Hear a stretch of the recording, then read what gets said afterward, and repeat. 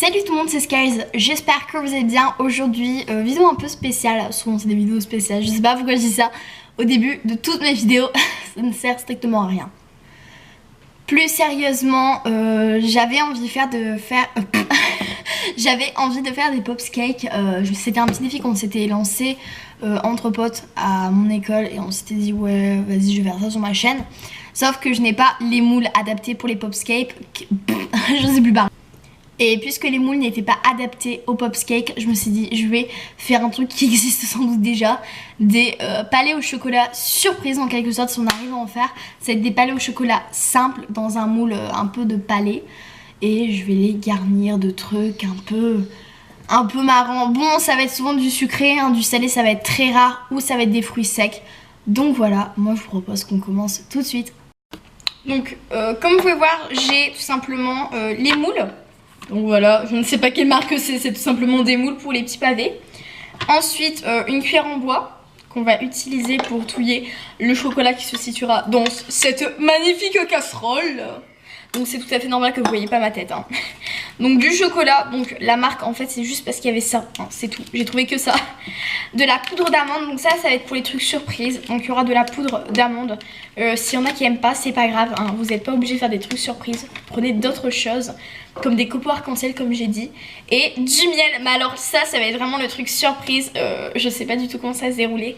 Je suis même pas sûre de le mettre, donc on verra au fur et à mesure de la vidéo.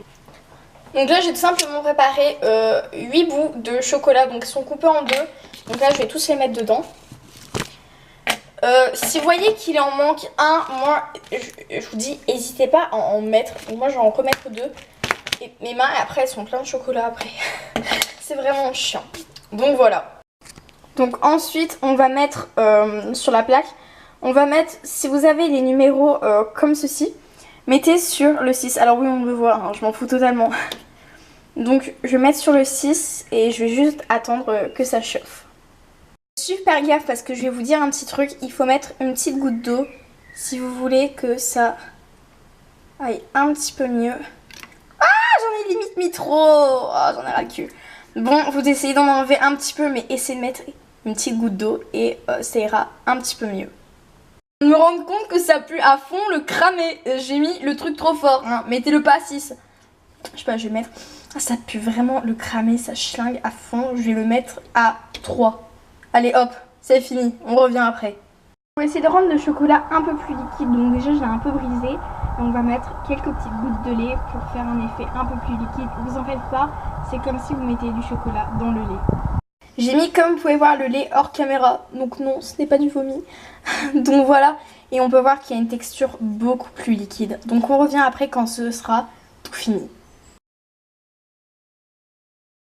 Est-ce qu'on peut parler?